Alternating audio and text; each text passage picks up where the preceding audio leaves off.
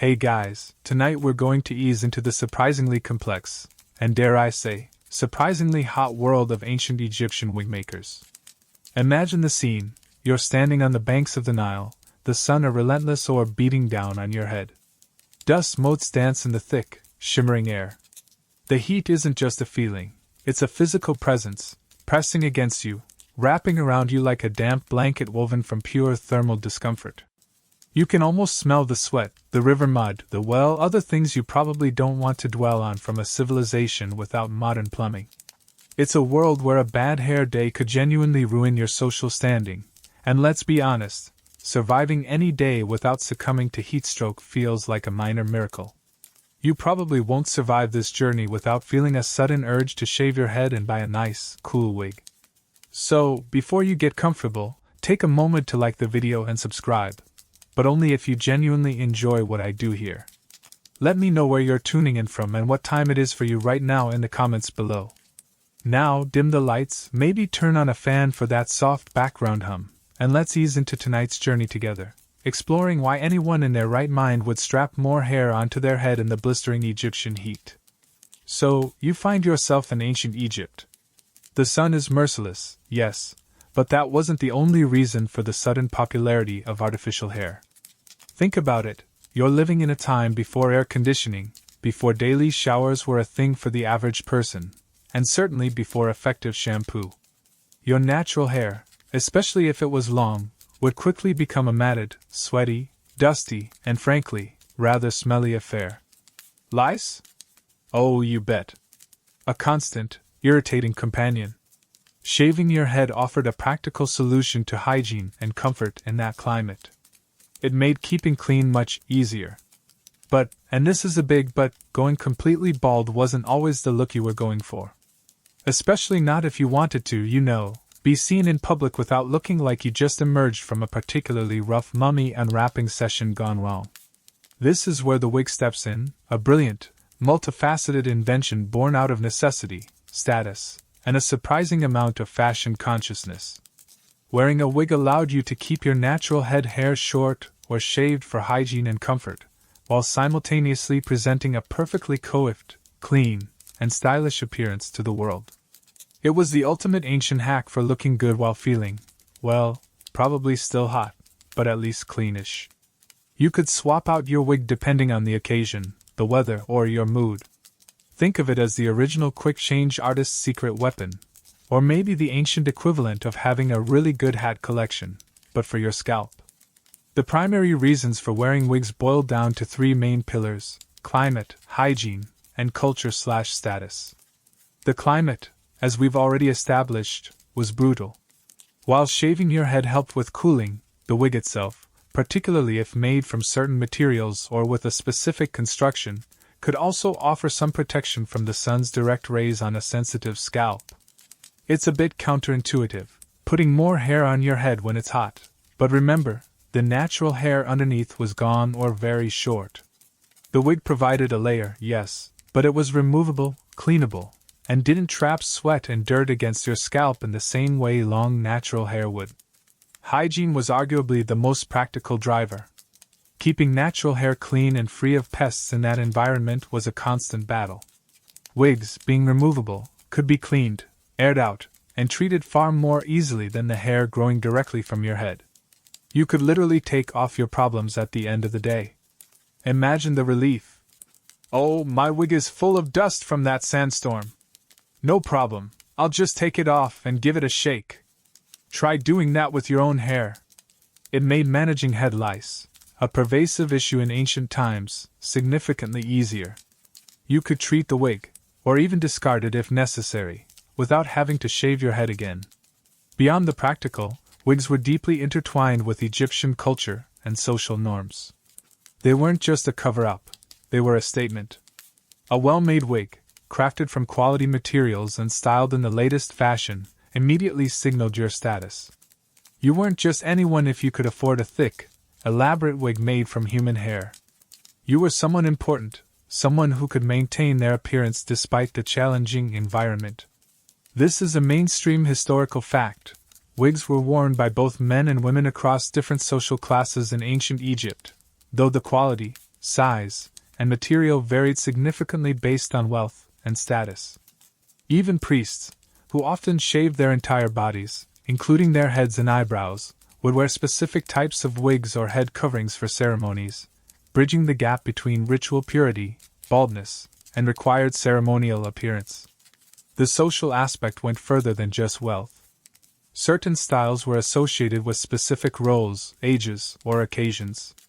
A heavy, tripartite wig might be suitable for a formal portrait or temple ceremony, while a shorter, simpler bob might be worn for daily activities. Children often had their heads shaved except for a single lock of hair, the side lock of youth, and would begin wearing wigs as they transitioned into adulthood. Wigs were so integral to the image of a respectable, civilized Egyptian that going without one in public, unless you were a laborer or in mourning, might be considered rather uncouth, perhaps the ancient equivalent of showing up to a fancy dinner in your pajamas. There's a quirky tidbit here. While we often picture Egyptians with dark hair, some evidence suggests they admired lighter hair colors, possibly associating them with youth or even foreign lands. Achieving lighter shades in wigs was difficult, and it's speculated that some Egyptians used materials like blonde sheep's wool, or even dyed plant fibers to mimic lighter hair, creating a striking visual contrast that would have been quite fashionable. This desire for non-native hair colors highlights how wigs weren't just practical items but objects of personal expression and aspiration. You could literally change your look, your perceived age, or even hint at exotic tastes just by changing your wig. However, historians still argue whether the primary motivation for wearing wigs was hygiene, status, or purely aesthetic preference.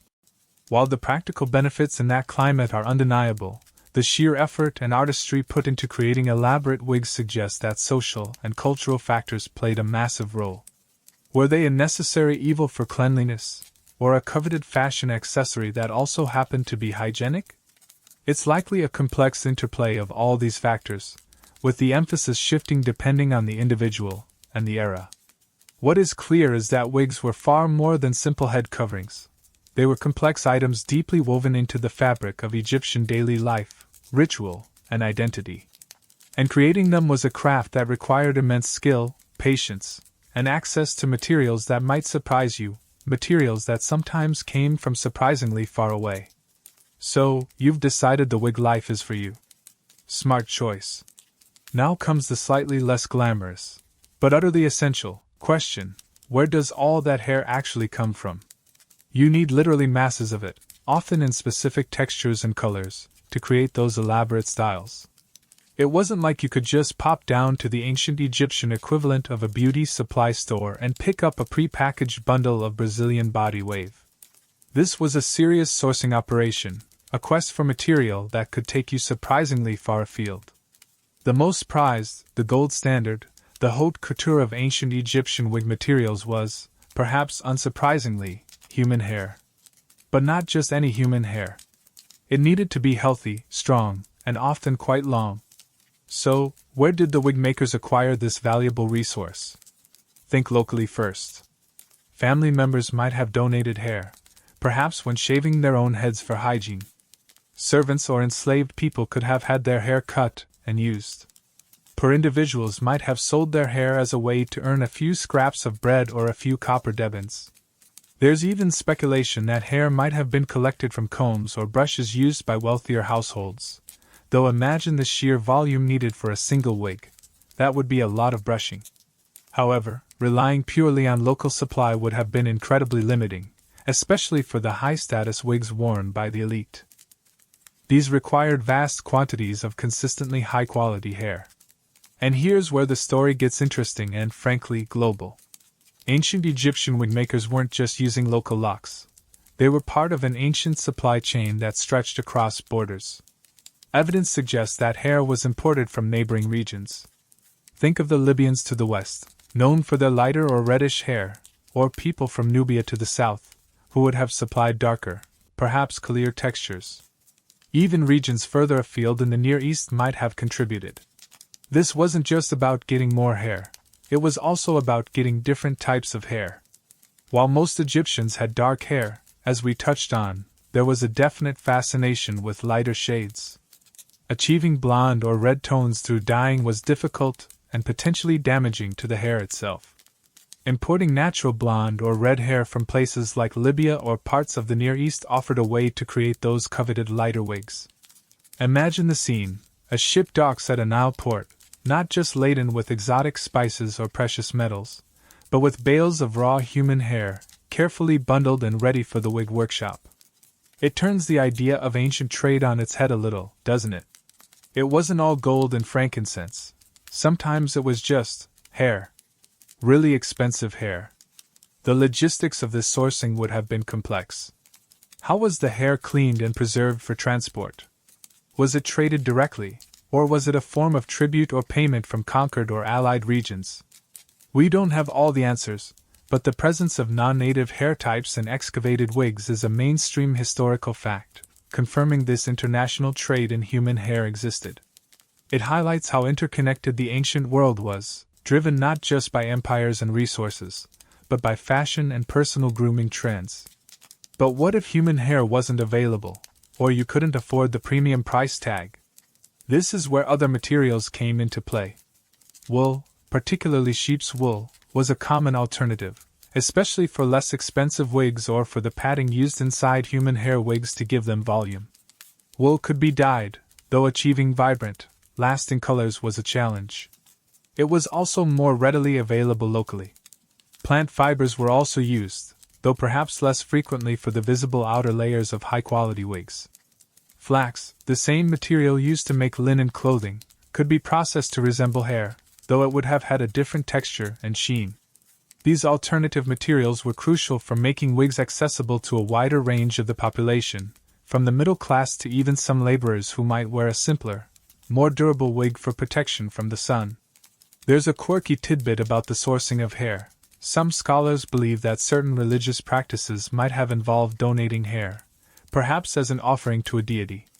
If true, temples could have become significant collection points for raw hair, adding another layer to the complex supply network.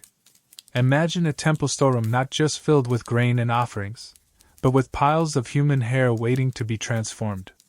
It makes you wonder about the sacred connection between hair and divinity in their beliefs.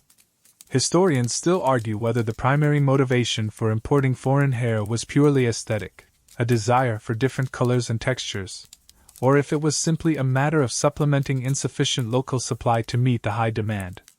Was it about wanting blonde hair because it was fashionable, or because there simply wasn't enough dark hair available for everyone who wanted a wig? It was likely a bit of both, driven by the insatiable demand from a society that had fully embraced the wig as an essential part of life. The process of turning raw hair, whether local or imported, human or wool, into usable strands for a wig was another intricate step.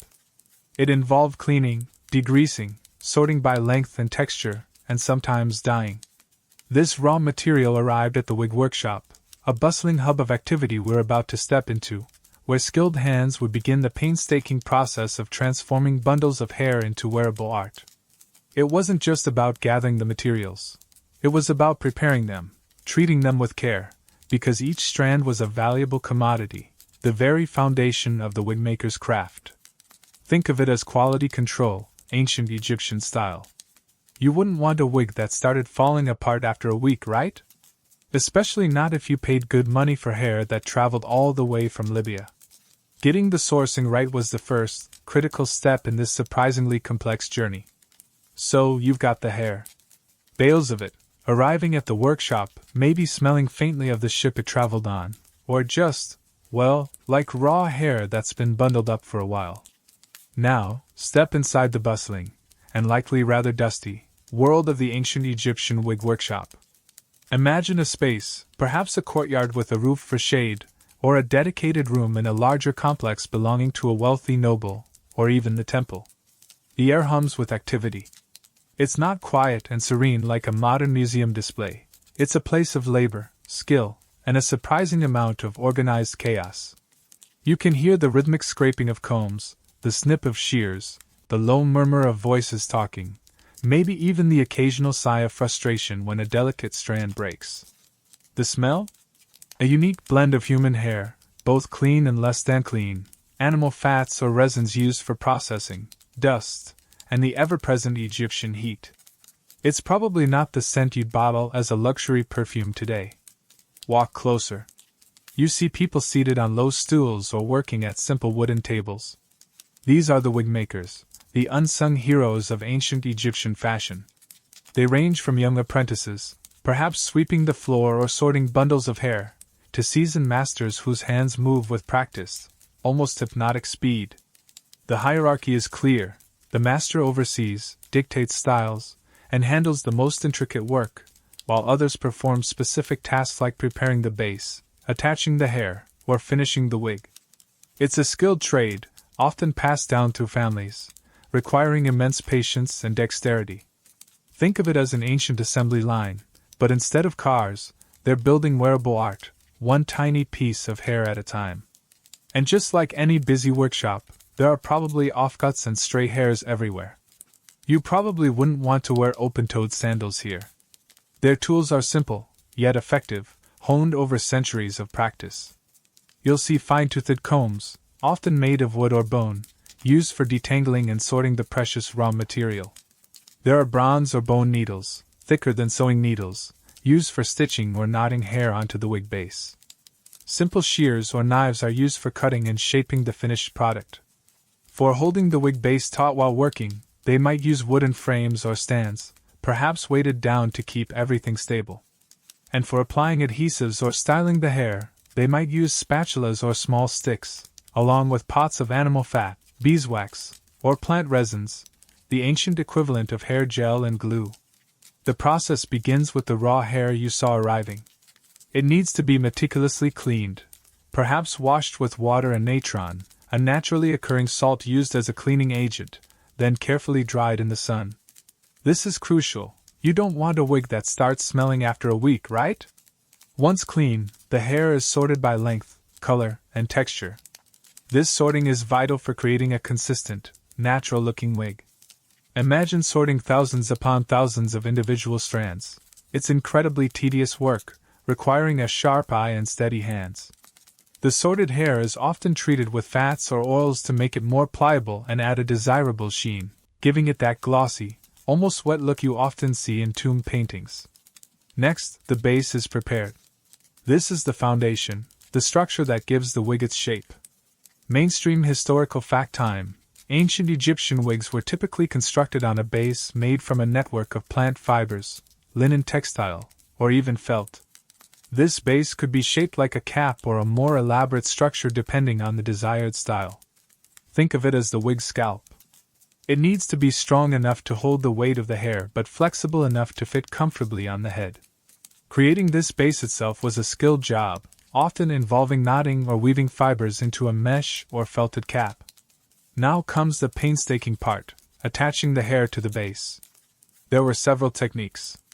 One common method involved taking small bundles or tufts of prepared hair and knotting or stitching them directly onto the fiber base. Another technique involved wrapping hair strands around cords or threads, and then stitching these cords onto the base in rows, creating a denser, more voluminous effect. This is where those needles and fine motor skills really come into play. Imagine doing this hour after hour, day after day, attaching hundreds, maybe thousands, of tiny bundles or cords of hair to create a single wig. It was incredibly labor-intensive. A single elaborate wig could take weeks, if not months, to complete, depending on its size, density, and the skill of the wig maker. It's enough to make you appreciate modern hair extensions just a little bit more.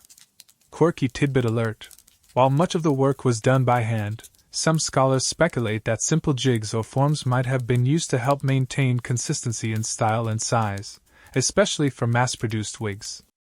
Imagine a wooden head form or a shaped frame onto which the base was stretched, allowing the wig maker to work more efficiently and ensure the final product held its intended shape.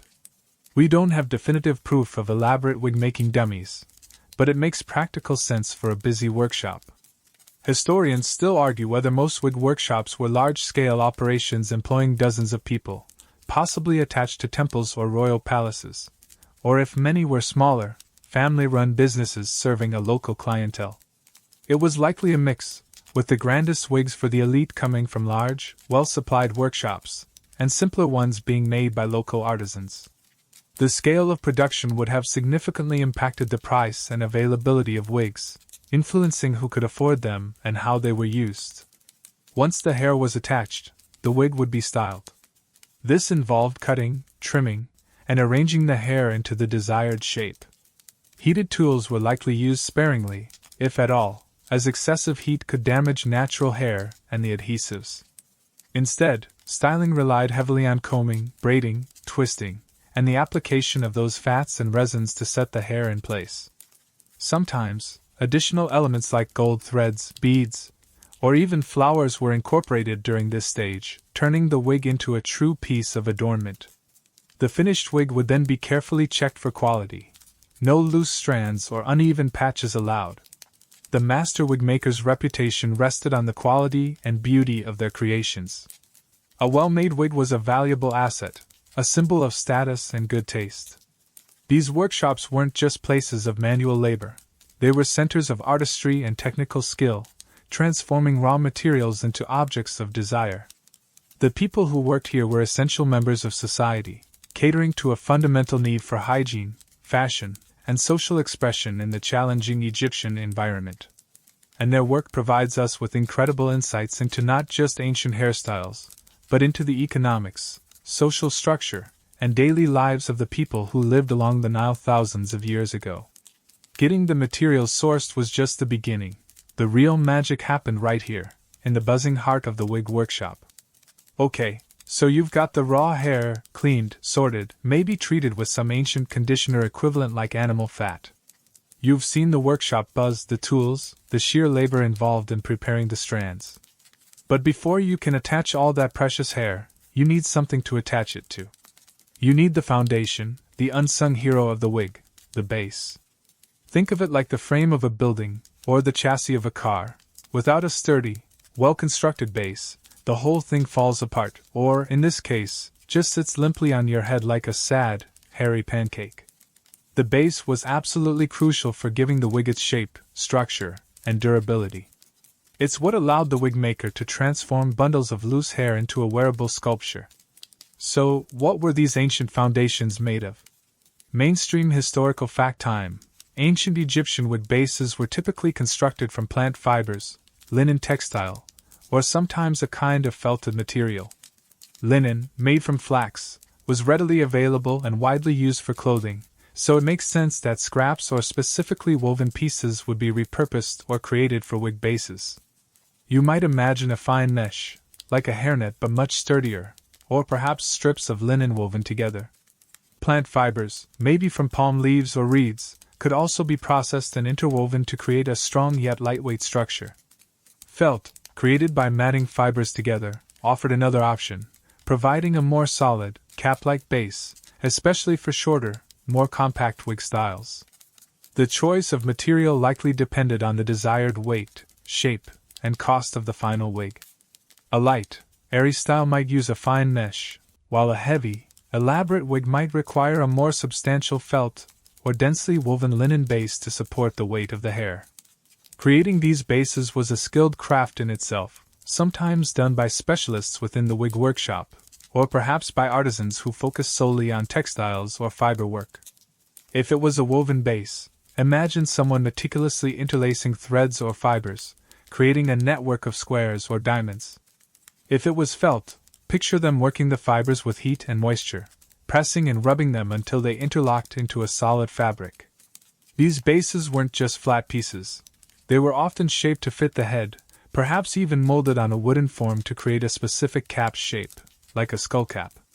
This shaping was essential for comfort and for ensuring the wig sat correctly on the wearer's head, providing a smooth surface for attaching the hair. You wouldn't want a lumpy base, would you? That would be like wearing a hat made of bumpy cardboard. The thickness and construction of the base also varied greatly depending on the wig style and its intended use.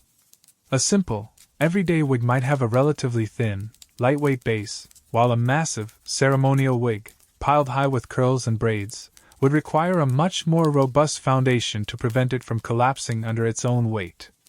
Think of the engineering involved. These wig makers weren't just stylists. They were structural engineers in miniature, figuring out how to build something durable and aesthetically pleasing that also had to be worn on someone's head in the heat. It makes you appreciate the complexity beyond just gluing some hair on a cap. For some of the most elaborate wigs, especially those with large, solid shapes, the base might have included internal padding or structures to help maintain volume and form. This padding could also be made from plant fibers or even cheaper wool, effectively acting as ancient Egyptian wig stuffing. It helped give the wig that full, voluminous look you see in many depictions, preventing it from looking thin or sparse. This wasn't always visible from the outside, hidden beneath layers of human hair, but it was essential for achieving the desired silhouette. Imagine trying to make a massive Afro-style wig just by attaching hair to a flat cap. It wouldn't work. You need that underlying structure, that hidden support system. There's a quirky tidbit here. Some bases have been found with what appear to be small ties or cords attached, possibly used to secure the wig more firmly to the wearer's head. While many wigs were likely held in place by their sheer weight, and perhaps a snug fit, adding ties would have been a practical solution for active individuals or for ensuring the wig didn't accidentally slip off during a vigorous dance or an important procession. Imagine the embarrassment. "Oh dear, there goes my expensive wig, tumbling into the Nile." Ties would prevent such a catastrophe. We don't see them depicted often in art, but their presence on some archaeological examples suggests they were a practical, if perhaps less glamorous, feature. Historians still argue whether the specific material used for the base was primarily a matter of cost and availability, or if different materials were specifically chosen for their properties. For instance, if linen was preferred for its breathability, or felt for its ability to hold a specific shape. It was likely a combination of factors, influenced by the wigmaker's skill, the client's budget, and the intended style of the wig. The base was a functional element, but its construction was just as indicative of the wig's quality and the wearer's status as the hair itself. A cheap base might unravel or lose its shape, while a well-made one would ensure the wig remained a prized possession for years. Once the base was ready, shaped, maybe padded, and secured on a stand or frame, it was time for the main event, attaching the thousands of prepared hair strands. But getting the base right was the critical preliminary step. It was the canvas upon which the wigmaker would create their masterpiece. The skill involved in preparing a base that was strong, light, comfortable, and perfectly shaped for the desired style shouldn't be underestimated. It required knowledge of materials, weaving or felting techniques, and an understanding of form and structure. These ancient artisans were laying the groundwork, quite literally, for the stunning hairstyles that would adorn the heads of pharaohs, queens, priests, and nobles. Without their expertise in creating these intricate foundations, the surprisingly complex world of Egyptian wig-making wouldn't have had a leg, or rather, a base, to stand on. Okay, so you've got the base ready. It's shaped, maybe padded, a sturdy network of linen or plant fibers stretched taut on a frame, just waiting. You've got the hair too, piles of it, cleaned, sorted by length and color, maybe glistening slightly from a treatment of animal fat or oil. Now comes the truly painstaking part, the stage where all that raw material is transformed into something recognizable as a wig. This is where the magic, or perhaps the sheer, mind-numbing repetition, happens, attaching the strands. Imagine sitting there, hour after hour, day after day, taking tiny bundles of hair and securing them to that base. It wasn't like gluing a shag carpet to a helmet. This was fine, intricate work, requiring incredible patience and dexterity. The most common techniques involved either knotting small tufts of hair directly onto the base or stitching cords of hair onto it in rows. For the knotting method, picture the wigmaker taking a small pinch of sorted hair, maybe just a few dozen strands, and using a needle and thread made of linen or sinew to tie it securely to a specific point on the woven or felted base. They would work across the base, row by row, knot by tiny knot, gradually building up the density of the wig. This method allowed for a more natural look, as the tufts could be placed strategically to mimic growth patterns and create different textures. It's essentially ancient Egyptian hand-tied extensions, but on a massive scale. Imagine doing this for an entire head of hair. It would take forever. Your fingers would probably ache just thinking about it. The stitching method, on the other hand, often involve preparing the hair beforehand by wrapping long strands tightly around a core thread or cord.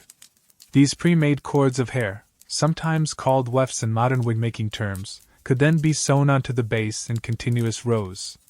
This technique was likely faster for covering larger areas and could create a very dense, heavy wig, ideal for those thick, solid-looking styles you see in many tomb paintings and statues. Think of it like laying down rows of ancient hair braiding, stitching each braid securely to the cap.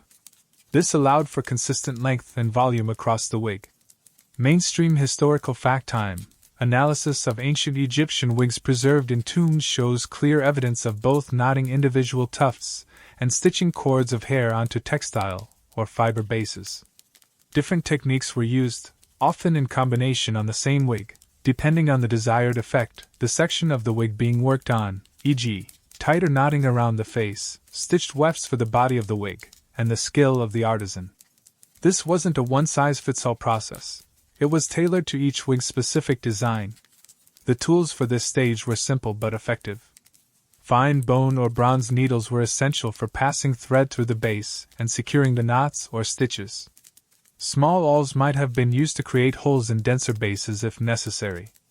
And of course, combs were constantly needed to keep the working hair tidy and separate the strands being attached from those already in place. Adhesives like animal fat, beeswax, or plant resins weren't just for styling. They were sometimes used during the attachment process itself, perhaps to help bind the ends of knotted tufts or to smooth down the stitched cords and prevent fraying. Imagine the smell of warm fat mingling with the scent of hair and dust in the workshop. Probably not a Yankee Candle bestseller. This stage was the heart of the wig-making process, requiring immense focus and precision.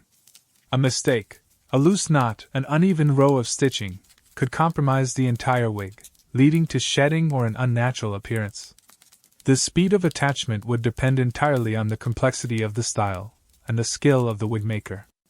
A simple bob might take days, but an elaborate, full-length tripartite wig, densely covered in hair and perhaps incorporating braids or curls, could easily take weeks, even months, of dedicated work by multiple people in the workshop.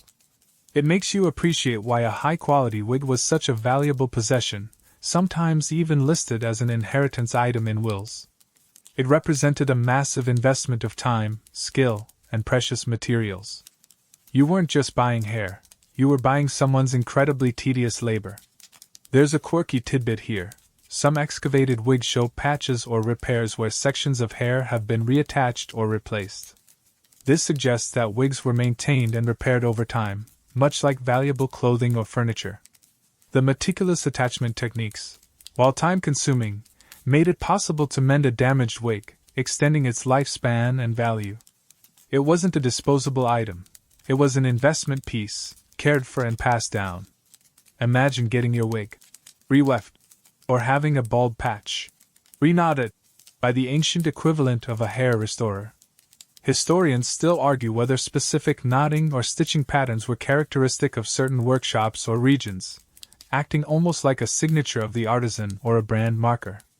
While it's difficult to definitively trace this from the archaeological record, the idea that wig makers might have developed unique, identifiable techniques adds another layer to their craftsmanship and potential rivalry in the market.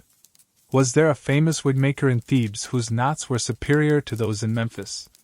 It's a fascinating thought. The sheer volume of hair needed for some styles is staggering. A single large wig could require the hair from several individuals. This reinforces the importance of that complex sourcing network we talked about. And every single one of those thousands of tufts or stitches had to be applied by hand. There were no machines, no quick fixes. Just skilled hands, simple tools, and endless patience. It makes you look at those serene portraits of Egyptians wearing elaborate wigs with a new appreciation for the hidden effort involved. That perfectly coiffed look wasn't just about styling. It was built strand by painstaking strand, secured with ancient knots and stitches, a testament to the dedication of the wigmaker and the value placed on appearance in this surprisingly complex ancient world. The base was ready, the hair was prepared, but the real artistry, the transformation, happened right here, in the meticulous process of attachment. So, you've watched the wig makers painstakingly attach thousands upon thousands of hair strands to the base, knot by knot, stitch by stitch. It's taken days, weeks, maybe even months for a really elaborate one. The hair is secured, the base is covered, and you're now looking at something that resembles a very dense, slightly unruly mop sitting on a stand. It's not a wig yet, it's just a hairy object. The final, transformative step, the one that turns raw materials and painstaking labor into an object of beauty and status, is the styling. This is where the wigmaker's artistry truly shines, shaping that mass of hair into the precise, iconic styles that define our image of ancient Egypt. Egyptian wig styles weren't static, they evolved significantly over the millennia, reflecting changing fashions, social norms, and even political shifts. If you were transported back in time, you wouldn't see everyone sporting the same look. Think of it like looking through a modern fashion magazine from the 1950s, then the 70s, then today.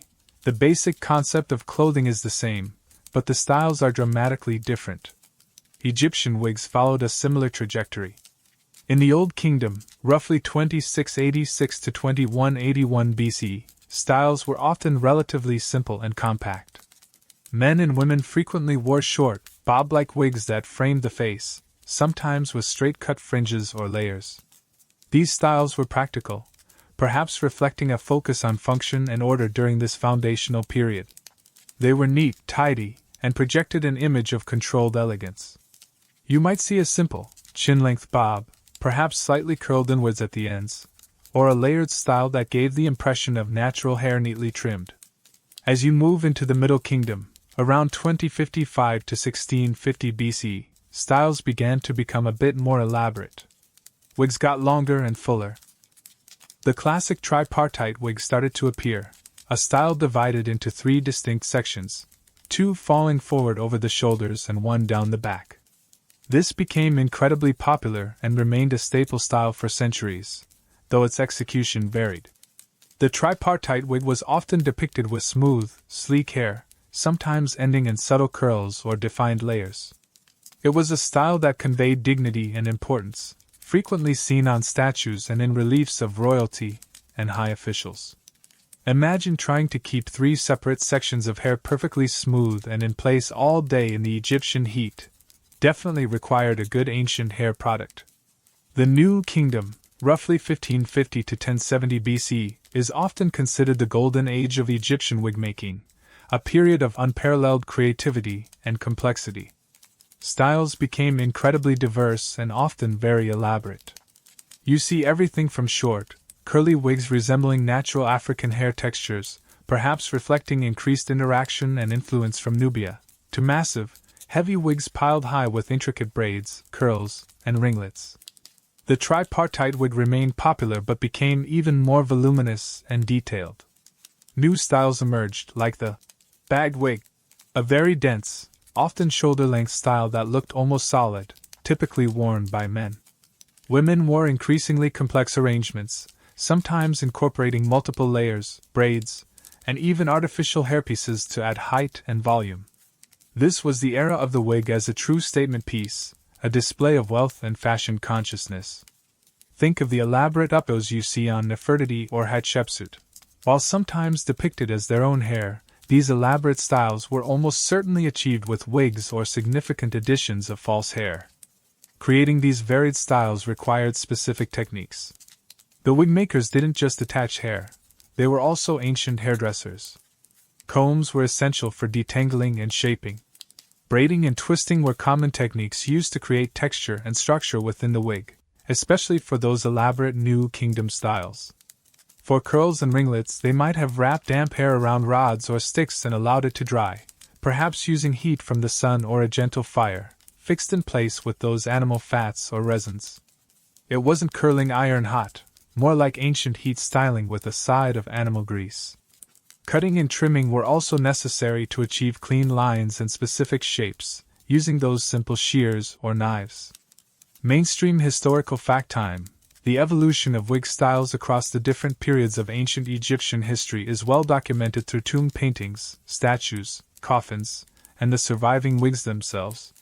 The shift from simpler Old Kingdom bobs to the elaborate New Kingdom creations provides a clear visual timeline of changing aesthetic preferences and the increasing sophistication of the wig-making craft. The sheer volume and density of hair in many New Kingdom wigs are astonishing. Some appear so thick they look like solid helmets of hair. Achieving this required not only vast quantities of human hair but also clever construction techniques, like using internal padding or stitching hair onto the base in multiple layers. The goal was often to create a look of immense health, vitality, and abundance, qualities highly valued in Egyptian society. A thin, scraggly wig wouldn't cut it. You wanted something full, luxurious, and impressive. There's a quirky tidbit about styling. Some depictions show wigs that appear to have a layered, almost feathered effect, particularly around the face. Achieving this kind of precision with simple tools would have been incredibly challenging, requiring a high degree of skill in cutting and layering. It suggests that some wig makers were true masters of their craft, capable of creating nuanced, sophisticated cuts that went far beyond simple blunt bobs or straight layers. Imagine explaining face framing layers to someone with just a bronze knife. Historians still argue whether the dramatic changes in wig styles, particularly the move towards greater complexity and volume in the New Kingdom, were primarily driven by internal fashion trends, influenced by foreign contacts, like those from Nubia or the Near East, or reflected deeper societal changes related to wealth, status display, or religious beliefs. Was it simply about looking good, or did the increasing size and elaboration of wigs serve a purpose beyond aesthetics, perhaps symbolizing greater power or connection to the divine? It's likely a complex interplay, but the visual evidence clearly shows a society that placed increasing value on the wig as a form of personal expression and social signaling. The styling wasn't just about the cut and shape, it also involved adding finishing touches. As we touched on briefly, fats, oils, and resins were crucial for setting the style, adding shine, and keeping flyaways under control. You wanted that sleek, polished look. Sometimes the wig would be adorned with decorative elements like gold rings woven into braids, beads, or even fresh flowers tucked into the hair for special occasions. Imagine the scent of lotus flowers mingling with that ancient hair grease, a unique bouquet. The variety of styles meant that a wealthy Egyptian might own several wigs, each suited for a different purpose or occasion. A simple, practical wig for daily life, a more elaborate one for social gatherings, and perhaps a highly stylized or ceremonial wig for religious festivals or court appearances. Swapping out your wig was like changing outfits, allowing you to instantly transform your appearance and signal your role or mood. It was the ultimate fashion accessory, carefully crafted and meticulously styled to project the desired image in a society where appearance mattered deeply. The styling was the final flourish, the step that brought the wig to life and made it ready to grace the head of an Egyptian, ready to face the heat and the social demands of the day in perfect coiffure. So, you've seen the wig take shape, strand by painstaking strand, styled into those iconic bobs, tripartites, and elaborate New Kingdom creations. But look closely at the depictions, the surviving fragments. These weren't just masses of plain, boring hair. Ancient Egyptian wigs were often vibrant, reflecting a society that appreciated color and adornment. The color palette of the Nile wasn't limited to the natural shades of hair. It was expanded through clever dyeing techniques and the addition of decorative elements, turning these valuable hairpieces into true works of art.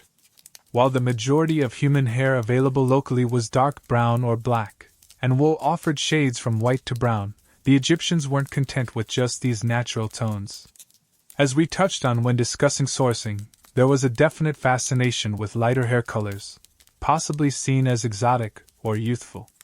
But achieving blonde or red wasn't always about importing expensive foreign hair. The Egyptians were skilled chemists and artists, and they knew how to work with natural dyes. The most famous and widely used dye in ancient Egypt was henna. You might know it today from temporary tattoos or natural hair coloring. Henna, derived from the leaves of the Lawsonia inermis plant, produces a range of reddish-brown tones. Applied to dark hair, it could add rich red or auburn highlights, giving the wig a warm, vibrant glow. Applied to lighter hair, like blonde wool or imported lighter human hair, it could create stunning reds, oranges, and even coppers.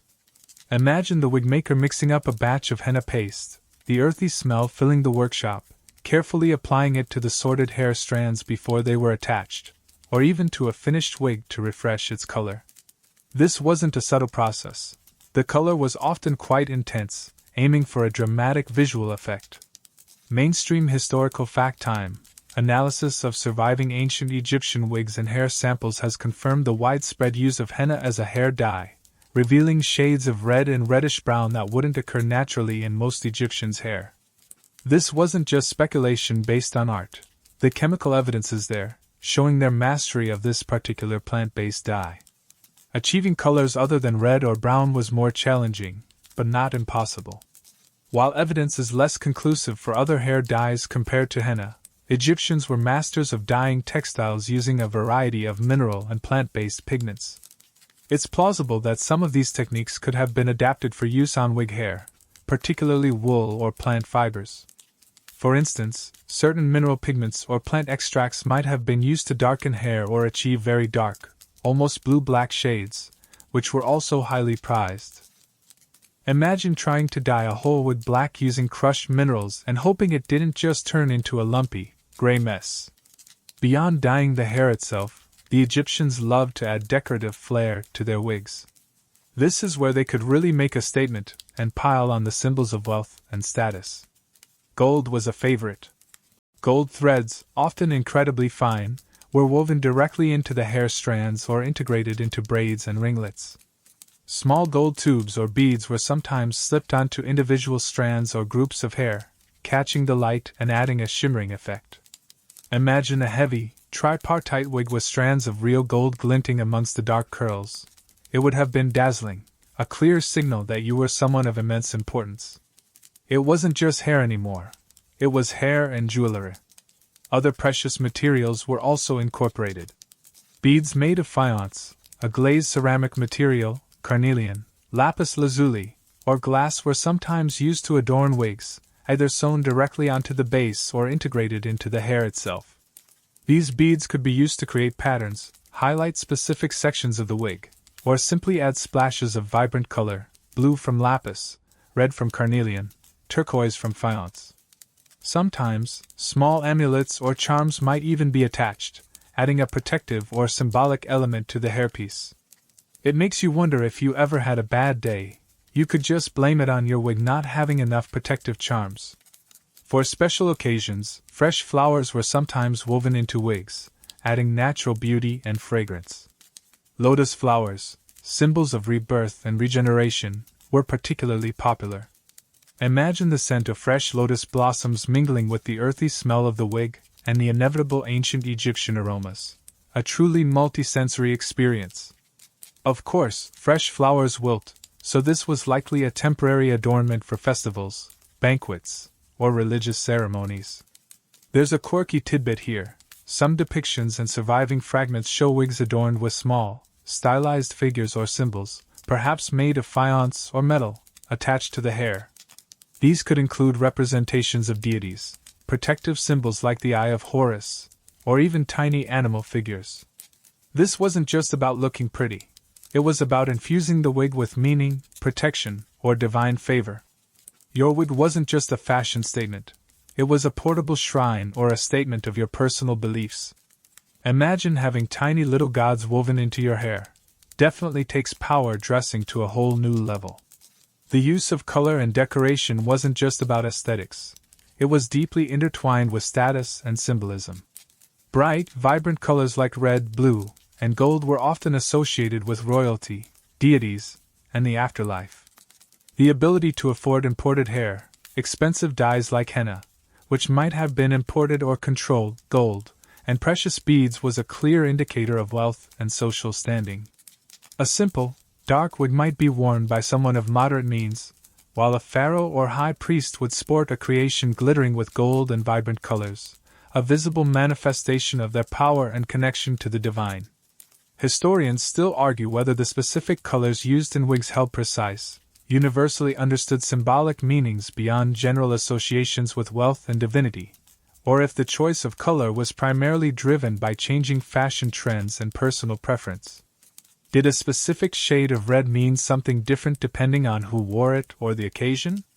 It's difficult to say definitively, as the symbolism could be layered and context-dependent. The maintenance of these colors and decorations would have been another task for the wig owner or their servants. Dyed hair fades, especially when exposed to sunlight and dust. Gold and beads need cleaning and polishing. This adds another layer to the value and upkeep of a wig. It wasn't a one-time purchase. It required ongoing care to maintain its beauty and symbolic power. Imagine having to polish the gold threads in your wig periodically. Definitely not a quick job.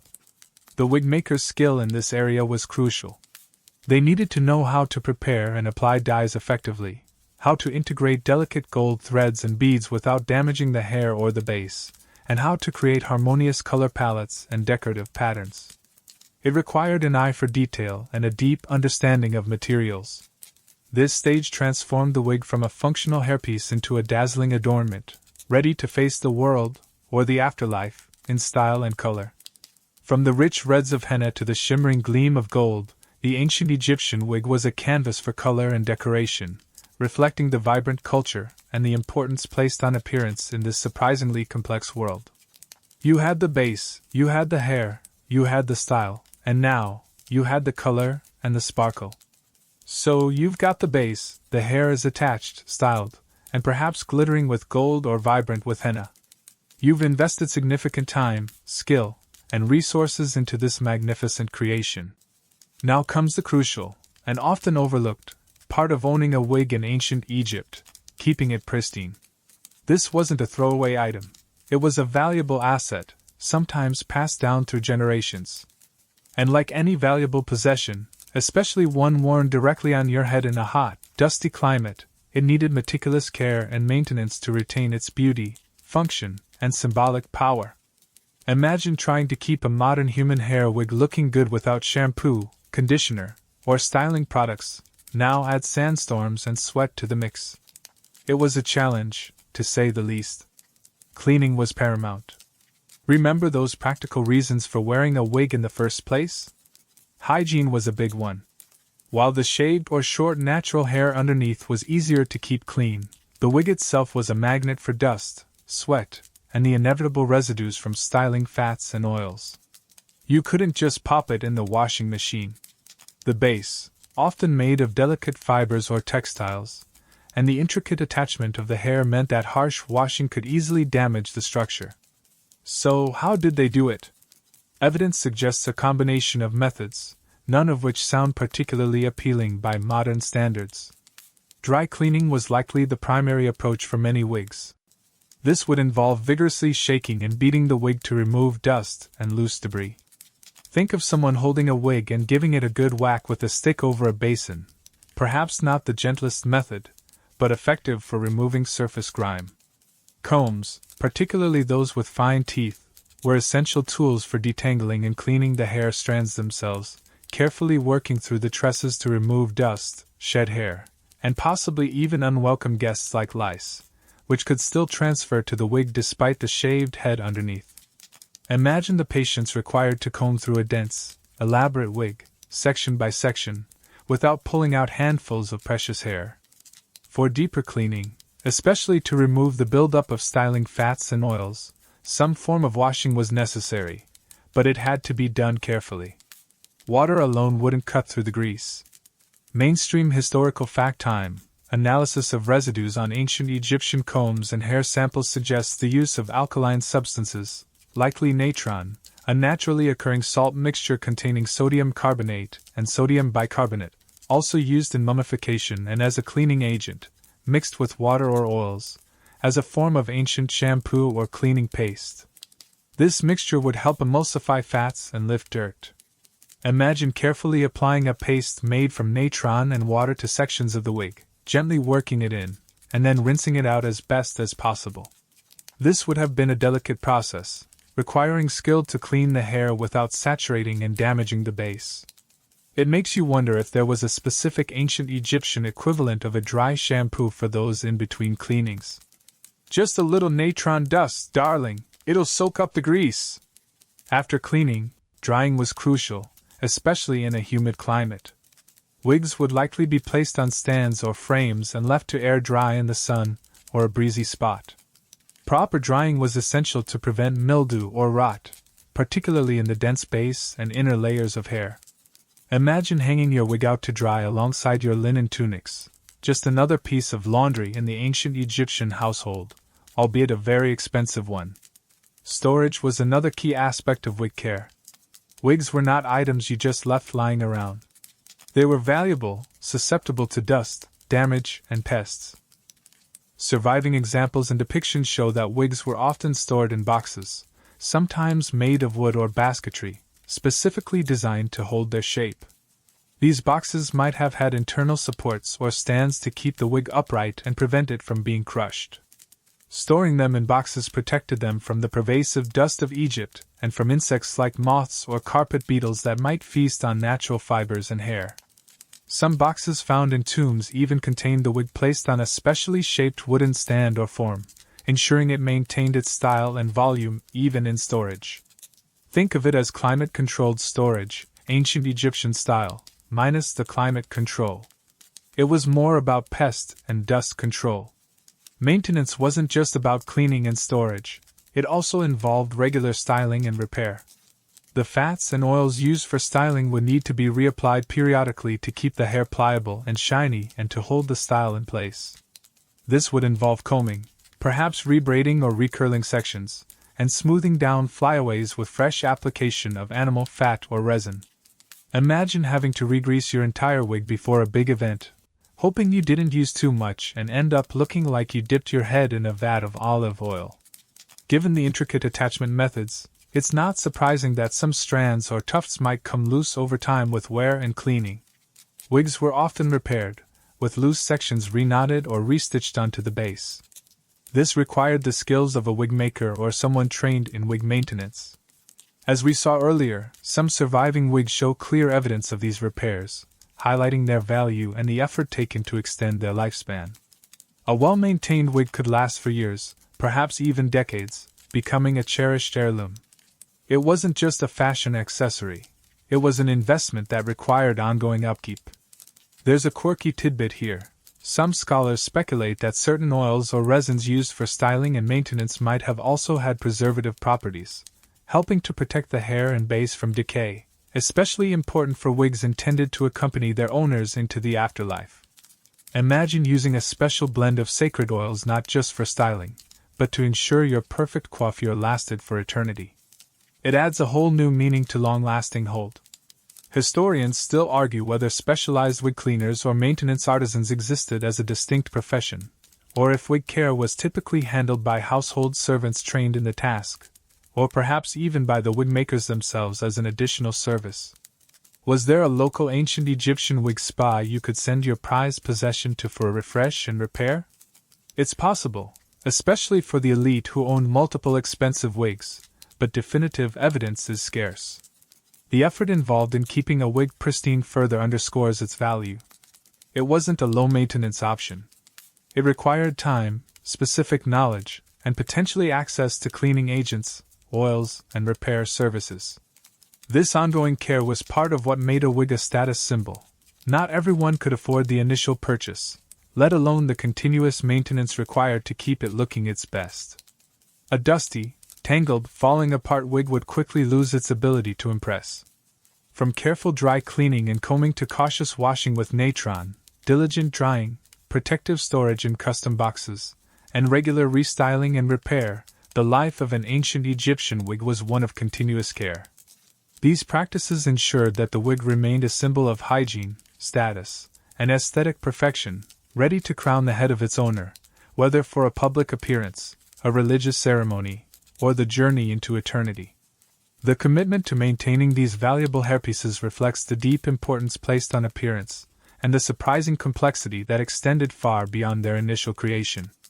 So, you've put in all that effort.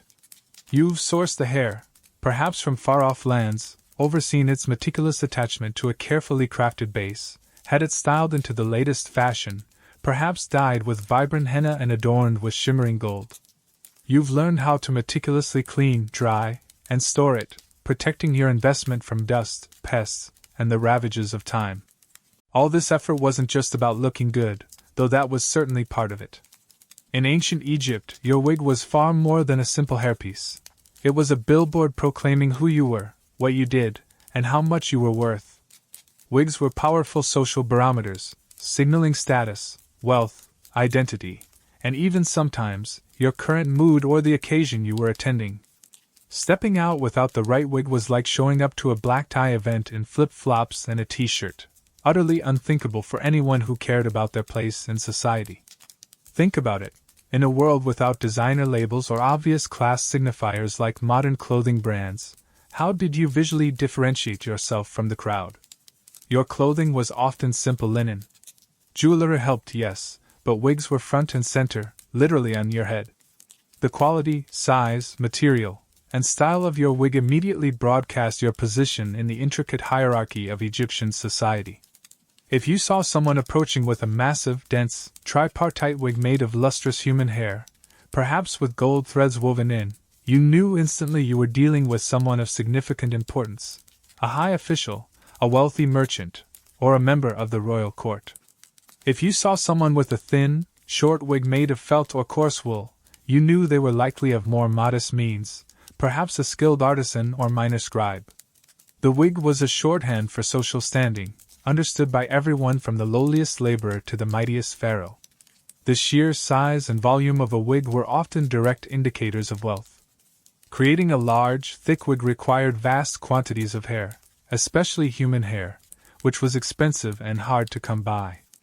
More hair meant more material cost and significantly more labor in preparation and attachment. Therefore, a voluminous wig was a clear display of disposable income and access to skilled craftspeople. Imagine the ancient equivalent of driving a luxury car versus a beat-up old truck. Both get you around, but one makes a much stronger statement about your financial status. A small, simple wig was functional. A huge, elaborate one was a flex. You could almost measure someone's wealth by the height and width of their hairpiece. It makes you wonder if there was an ancient Egyptian equivalent of big hair, don't care. Except here, big hair meant you definitely did care, very much, about your social standing. The material used was perhaps the most obvious differentiator. Human hair was the most prized and expensive material, reserved for the elite. Wigs made entirely or primarily from high-quality human hair were the ancient Egyptian equivalent of haute couture. They draped naturally, held styles well, with the help of fats and resins, of course, and had a sheen that wool or plant fibers couldn't quite replicate. If you wore a human hair wig, you were signaling that you could afford the best. Wool was a more accessible alternative, used for less expensive wigs or as padding in human hair wigs to add volume. While it could be dyed, it didn't have the same natural drape or feel as human hair. Plant fibers and felt were likely the materials of choice for the lowest social classes who wore wigs for protection or basic hygiene. Seeing a wig made purely of human hair was like seeing someone wearing pure silk in a world of linen and rough wool. It stood out. Specific styles could also be linked to social class or occupation, although there was overlap, especially within the elite. The elaborate, heavy tripartite wig, for instance, was widely adopted by the upper classes. The dense, solid-looking, bag wig seemed particularly popular among men of status in the New Kingdom.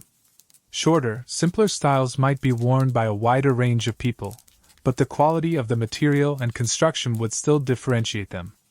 Priests often wore specific types of wigs or head coverings for ceremonial duties, sometimes very different from everyday styles, emphasizing their distinct role and connection to the divine.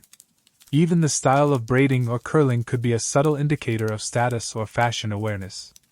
Mainstream historical fact time, tomb paintings and statues consistently depict individuals of higher social status wearing more elaborate, voluminous, and clearly higher quality wigs made of human hair, while depictions of laborers or servants often show them with either shaved heads, very short natural hair, or simple, less substantial head coverings or wigs made of alternative materials.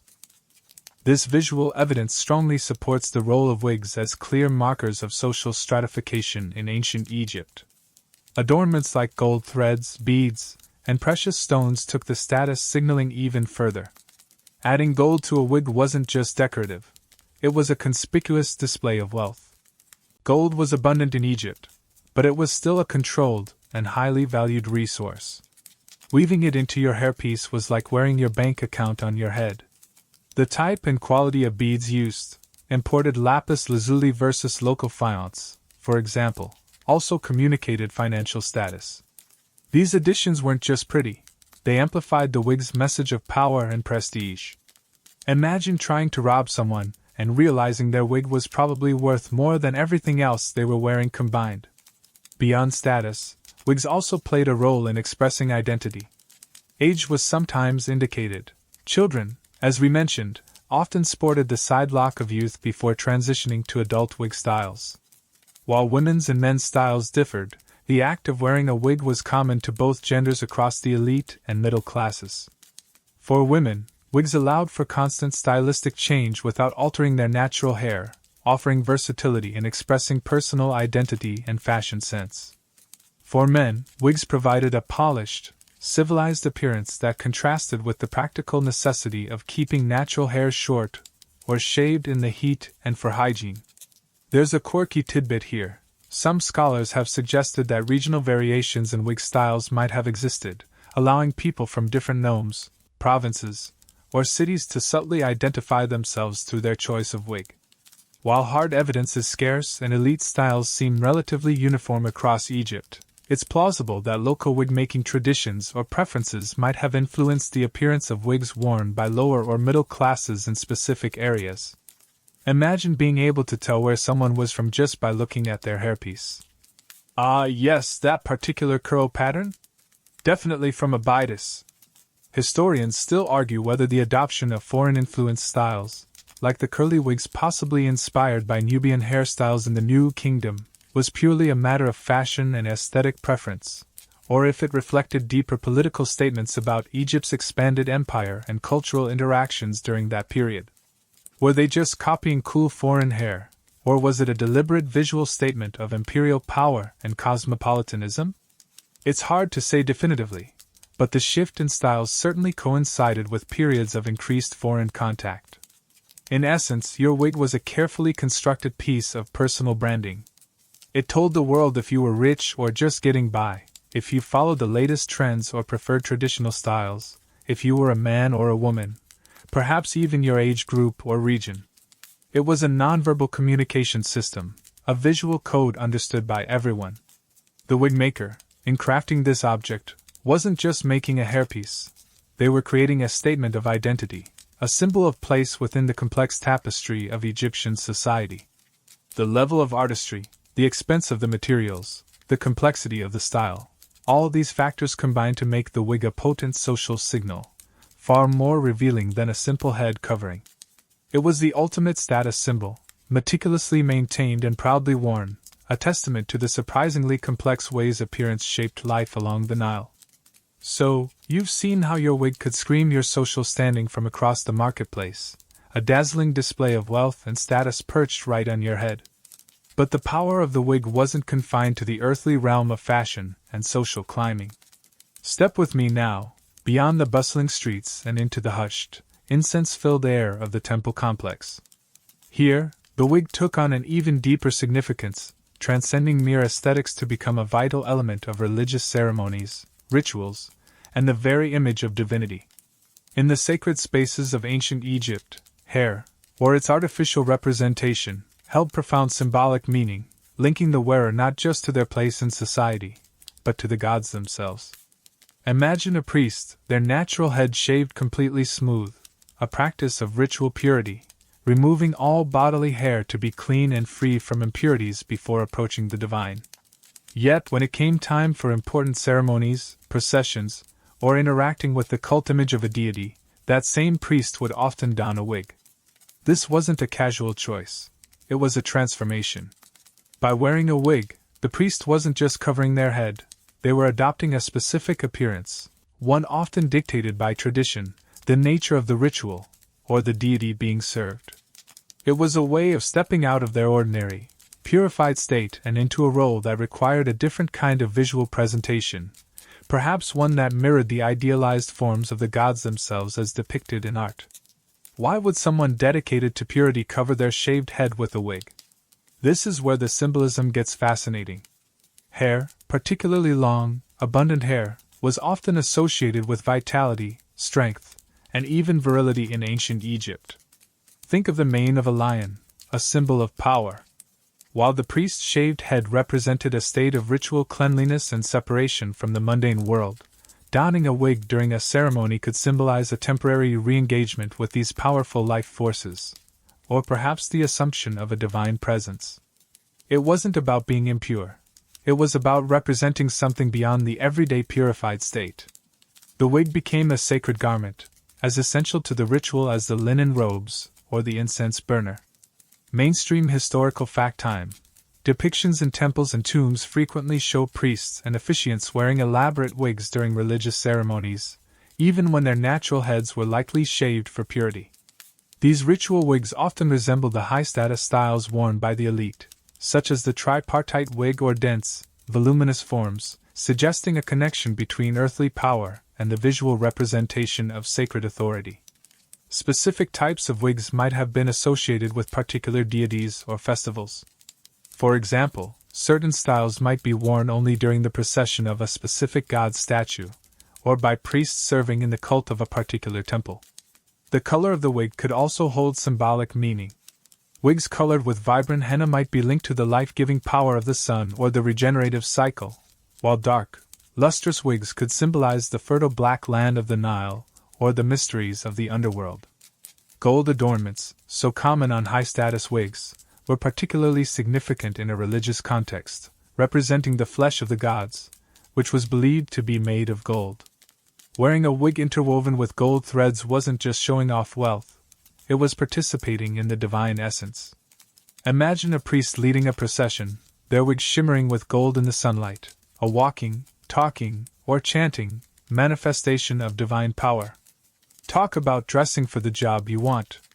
The wig could also be seen as a form of transformation, allowing the wearer to embody certain characteristics associated with the deity or the ritual being performed. By putting on the wig, the priest might symbolically shed their individual identity and become a vessel for the divine energy or a representative of the god on earth. It was a visual cue, both for the wearer and the observers, that something sacred and transformative was taking place. Think of it like putting on a costume for a play, but the stakes are cosmic, and the audience is the entire pantheon of Egyptian gods. You definitely want to get your costume right. Wigs weren't just worn by people in temples, they were also sometimes offerings to the gods.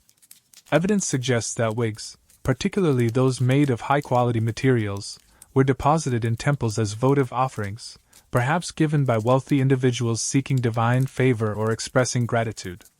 Imagine walking into a temple storeroom and finding piles of expensive wigs alongside offerings of grain, incense, and precious metals. It underscores just how valuable and significant these objects were considered, worthy of being given to the gods themselves. It makes you wonder if the gods themselves had their own divine wig collections. Probably all made of solid gold, just saying. There's a quirky tidbit here. In some temple rituals, priests or priestesses might wear wigs designed to resemble the specific hairstyles or attributes of the deity being worshipped. For instance, a priestess serving Hathor, the goddess often associated with beauty, love, and motherhood, might wear a wig styled in a particularly elaborate or ornate manner, perhaps incorporating symbols related to the goddess. This wasn't just imitation, it was an attempt to connect with and channel the energy of the divine through physical resemblance. Imagine having to perfectly match Hathor's signature hairstyle for every ceremony. Sounds like a lot of pressure on the wig maker. Historians still argue whether the primary function of wearing wigs in religious contexts was purely symbolic and transformative, or if they also served a practical purpose, such as protecting the sensitive, shaved head from the sun during outdoor ceremonies or providing a more comfortable alternative to a heavy headcloth. Was it about looking like a god, protecting your scalp, or both? It's likely a complex interplay, with the symbolic significance being paramount, but practical considerations perhaps playing a minor role, especially for long rituals under the Egyptian sun. The creation and maintenance of these sacred hairpieces would have been a specialized task, likely undertaken by the most skilled wigmakers, perhaps those directly attached to temple workshops. These weren't just everyday wigs. They were ritual objects, crafted with care and imbued with meaning. The process might have involved purification rituals for the materials or the finished wig itself before it could be used in a sacred setting. Imagine the wigmaker performing a small ceremony over a newly finished wig, consecrating it before it was given to a priest for temple duty. From the simple act of covering a shaved head to the elaborate styles representing divine attributes, the wig played a multifaceted and crucial role in the religious life of ancient Egypt. It was a symbol of transformation, a link between the human and the divine, a canvas for sacred adornment, and a valuable offering to the gods. These sacred hairpieces, meticulously crafted and carefully worn, were essential tools in the complex rituals that maintained cosmic order and connected the Egyptians to the powerful forces they believed governed their world. They were far more than just hair. They were threads woven into the very fabric of faith along the Nile. So you've seen the wig on the heads of the living, a statement of hygiene, status, and even sacred connection in the temples. But the Egyptian obsession with appearance didn't end when life did. Oh no. For the ancient Egyptians, the afterlife wasn't some ethereal, formless void. It was a continuation of earthly existence, albeit an idealized one, free from suffering and discomfort. And just like you pack your best clothes, your favorite jewelry, and enough food and drink to last eternity, you absolutely had to make sure your hair was on point. Your wig, that carefully crafted, valuable, and symbolically charged object, was considered just as essential for navigating the complexities of the afterlife as it was for making your way through the earthly court or temple. So, when you journeyed into the tomb, your wig, or often wigs, came with you. Imagine the scene inside a wealthy tomb, thousands of years after it was sealed. Archaeologists carefully open a sarcophagus, past the layers of linen bandages and protective amulets, and there, perhaps resting on the mummy's head or placed carefully alongside the body, is a wig. Sometimes it's still perfectly styled, looking almost ready to wear, preserved by the dry desert air. Other times, it's fragile, the hair brittle, the base decayed, but still recognizable for what it is, a personal possession deemed necessary for eternity. Finding a wig in a tomb isn't just finding an ancient hairpiece, it's finding a piece of someone's identity, a statement they wanted to carry with them into the next world. It's like finding someone's carefully curated Instagram profile from 3,000 years ago, except the profile picture is literally glued to their skull. Why bring a wig to the afterlife? The reasons mirror the earthly ones, but with an eternal twist. Firstly, appearance mattered in the afterlife just as much as it did on earth. You wanted to present your best self to the gods, to navigate the trials of the underworld, and to enjoy your eternal existence looking healthy, vibrant, and respectable. A good wig ensured you maintained the polished, civilized look expected of someone of status. Imagine trying to participate in the Field of Reeds, the Egyptian paradise, looking like you just rolled out of bed after a particularly rough mummification process. Unthinkable! Your wig ensured you were ready for any eternal social engagement, from banquets with Osiris to helping out with the eternal harvest. Beyond mere vanity, wigs carried significant symbolic weight related to vitality and regeneration. Hair, as we discussed, was linked to life force. By including a wig in the tomb, the deceased was ensuring they would possess this symbol of vitality in the afterlife. It was a way of magically guaranteeing a renewed, vigorous existence. Think of it as an ancient Egyptian life insurance policy, but instead of money, the payout is eternal good hair days. The act of wearing or possessing a wig in the tomb reinforced the idea that the individual would be complete and whole in the next world, ready to participate fully in its activities. Status was also eternal. Your position in society on earth was often expected to continue in the afterlife. By burying someone with their high-quality, elaborate wig, their family and the deceased themselves were ensuring that their status and identity as a person of importance were recognized and maintained in the next realm. A pharaoh or a wealthy noble would be buried with the finest wigs, glittering with gold and styled in the most prestigious fashions, just as they would have worn them in life. These weren't just backups, They were part of the essential equipment for eternal high society. It makes you wonder if there were eternal wig workshops in the afterlife, just in case you needed a quick trim or a style refresh before meeting our mainstream historical fact time. Archaeological excavations of Egyptian tombs, particularly those of the elite and middle classes, have yielded numerous examples of preserved wigs and hairpieces among the burial goods, confirming that these items were considered essential possessions for the journey into the afterlife. The presence and quality of these wigs provide valuable insights into the social status and beliefs of the deceased. The types of wigs found in tombs vary. Sometimes, the mummy is found wearing a wig. More often, wigs are placed in boxes or on stands within the burial chamber, perhaps offering the deceased a choice of styles for eternity. You might find a wig that appears to be an everyday style, perhaps slightly worn, alongside a brand new, highly elaborate wig clearly made specifically for burial.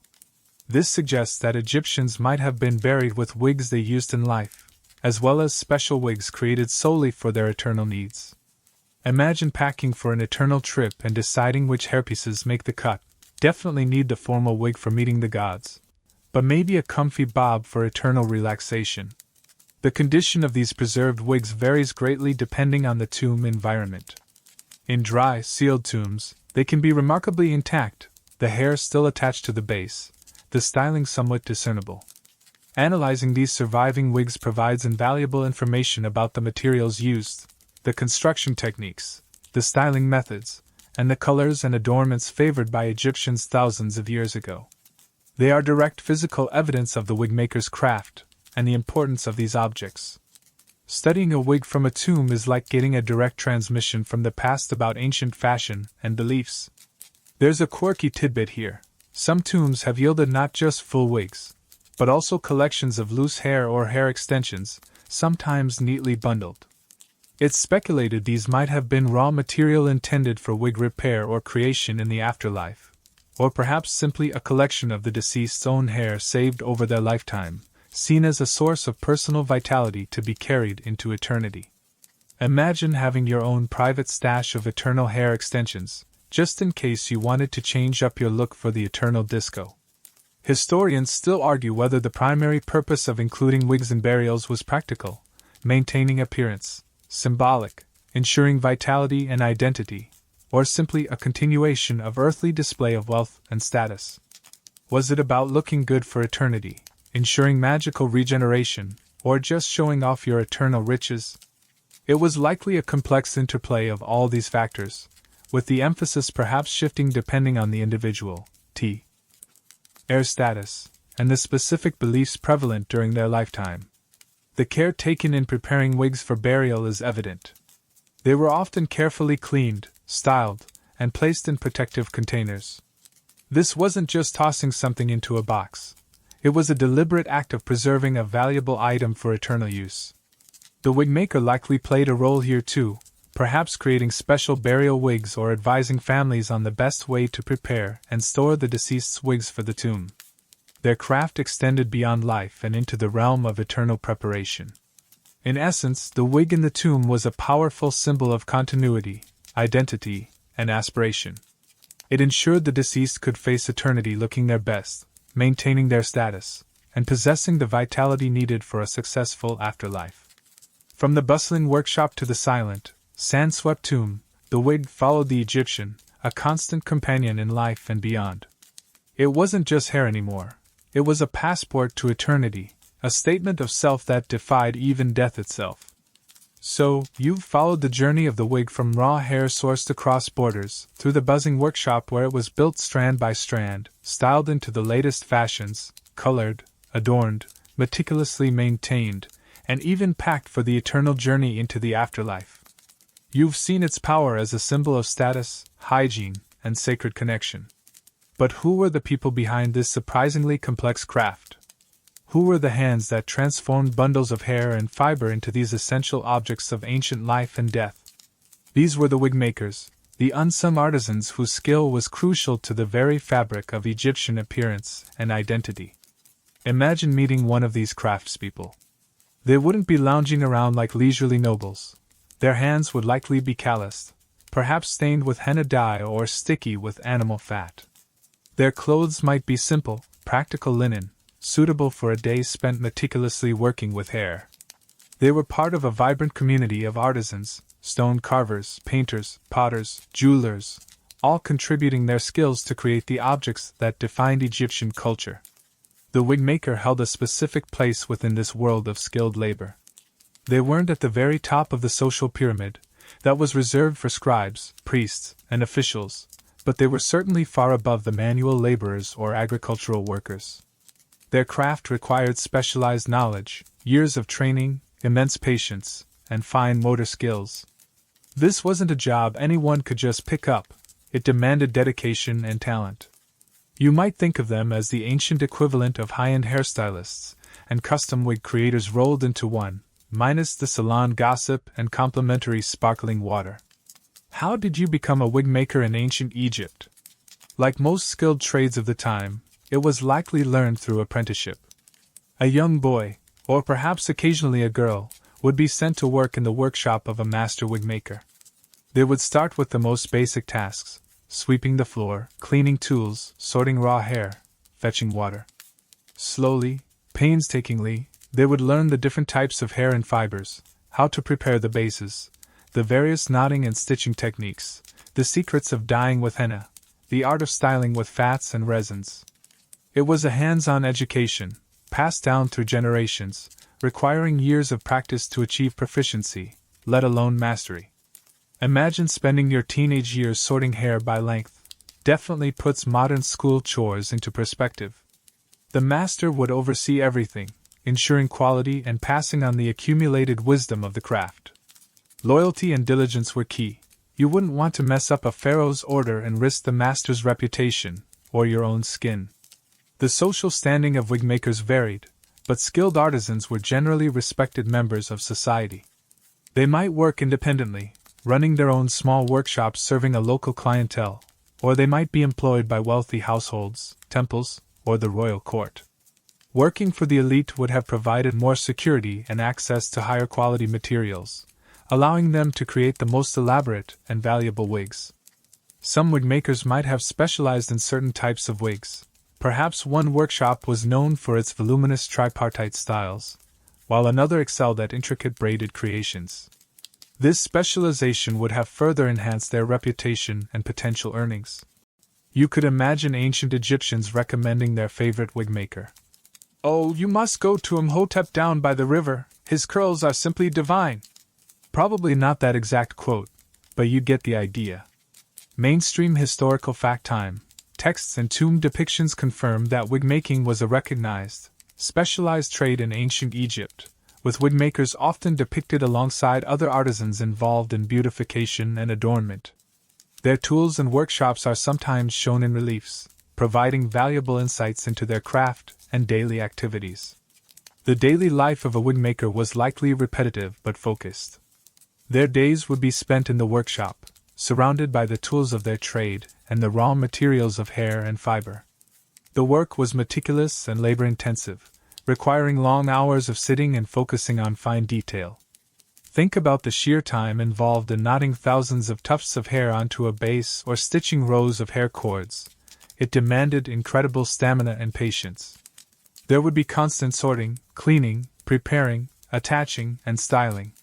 It wasn't glamorous work, but the end product was something highly valued and beautiful. They were the behind-the-scenes heroes of Egyptian fashion, making sure everyone from the humblest middle-class citizen to the mightiest ruler could step out looking their best. And let's be honest, in that heat and dust, they were providing an essential service. Their income would have varied depending on their skill, clientele, and whether they were independent or employed. A master wigmaker serving the royal court would have been relatively well off, perhaps living comfortably and employing apprentices. A village wigmaker serving local farmers and artisans might have lived a more modest life, perhaps supplementing their income with other crafts. Payment could be in kind, such as grain or goods, or in copper or silver debents. A high-quality wig was a significant investment for the customer, reflecting the value of the wigmaker's time, skill, and the cost of materials. It makes you wonder if they ever offered payment plans for those really expensive, gold-infused pieces. Just 10 debons a month for the next 5 years, and this tripartite beauty is yours. There's a quirky tidbit here. While most depictions of artisans, including wig makers, in Egyptian art tend to be male, there is some evidence, particularly from later periods, that women might have also been involved in the wig-making trade, perhaps working within family workshops or specializing in certain aspects like hair preparation or styling. Given the importance of wigs for women and the role of women in textile production, it's plausible that they were more involved than the standard male-centric artistic conventions might suggest. Imagine a mother teaching her daughter the intricate art of knotting hair, a skill passed down woman to woman. Historians still argue whether wig makers were typically independent craftspeople who sold their wares in the market or took commissions, or if they were more commonly attached to large institutions like temples or palaces, working primarily for the elite. It was likely a mix of both, depending on the period and region, but the scale and quality of some wigs suggest a significant demand that might have necessitated larger, more organized workshops attached to major power centers. The wig maker's craft required not just technical skill but also an understanding of fashion and aesthetics. They had to keep up with changing styles, understand what their clients desired, and be able to translate those desires into a finished product. They were artists as much as artisans, shaping hair into forms that were not only functional, but also visually appealing and symbolically resonant. They knew how different materials behaved, how dyes would take, how to create volume and structure that would last. Their work provides us with a direct window into the aesthetic values and technical capabilities of the ancient Egyptians. Every surviving wig, every depiction of a wig in art, is a testament to their skill and dedication. They took the mundane, hair, and transformed it into something extraordinary, something that shaped identity, signaled status, and even accompanied the deceased into the eternal realm. They were the essential creators in this surprisingly complex world of ancient Egyptian hair. So, you've learned about the wig makers, the skilled hands that brought these hairpieces to life, transforming raw materials into objects of beauty and status. You've seen the dedication, the training, the sheer labor involved in their craft, essential figures in the Egyptian world. But while the workshops were bustling with activity, hidden from most eyes, the finished products were displayed for all to see. Our understanding of what ancient Egyptian wigs looked like, how they were styled, and who wore them comes primarily from one crucial source: Egyptian art. Step with me now into the world of tomb paintings, temple reliefs, and monumental statues, where the ancient Egyptians carefully curated their image for eternity, and where the wig takes center stage as a recurring, highly detailed motif. Imagine walking through a tomb chapel, the walls covered in vibrant paintings depicting scenes of daily life, religious rituals, and the journey to the afterlife. Or standing before a colossal statue of a pharaoh, carved from stone, every detail meticulously rendered. What immediately strikes you, after the serene faces and powerful poses, is the hair. Or rather, the wig. Egyptian artists, whether painters, sculptors, or relief carvers, paid immense attention to rendering the wigs worn by their subjects. These depictions aren't just decorative, they are visual records, revealing a wealth of information about ancient hairstyles, materials, and social practices. They are the ancient Egyptian equivalent of a fashion magazine spread, a social media feed, and a historical archive all rolled into one, documenting the surprisingly complex world of headwear. Look closely at these artistic representations. You'll see the incredible variety of styles we've discussed: the simple, chin-length bobs of the Old Kingdom, the flowing tripartite wigs of the Middle Kingdom, and the explosion of elaborate, voluminous, braided, and curled creations from the New Kingdom. The artists painstakingly depicted the texture of the hair, showing whether it was sleek and straight, tightly curled into ringlets, or intricately braided. They showed the density and volume, portraying wigs that range from relatively thin coverings to massive, solid-looking structures that appear almost helmet-like. It's clear they weren't just slapping some generic hair shape onto a head. They were rendering specific, recognizable styles that held meaning for the viewer. Imagine trying to paint each individual braid on a massive ceremonial wig.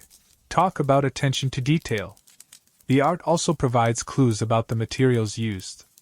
While the artists couldn't paint human hair, or wool, They could depict differences in texture and sheen that might hint at the material.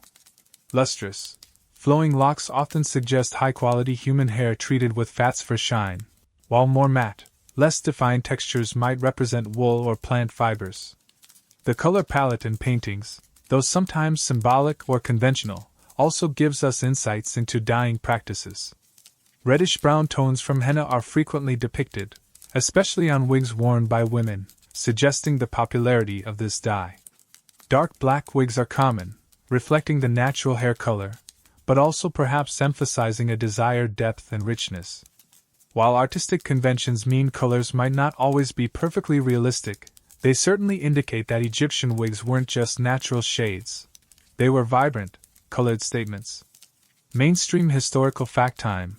The depictions of wigs in ancient Egyptian art, particularly tomb paintings and statues, are a primary source of information about the evolution of wig styles, their appearance, and their association with different social groups and periods throughout Egyptian history.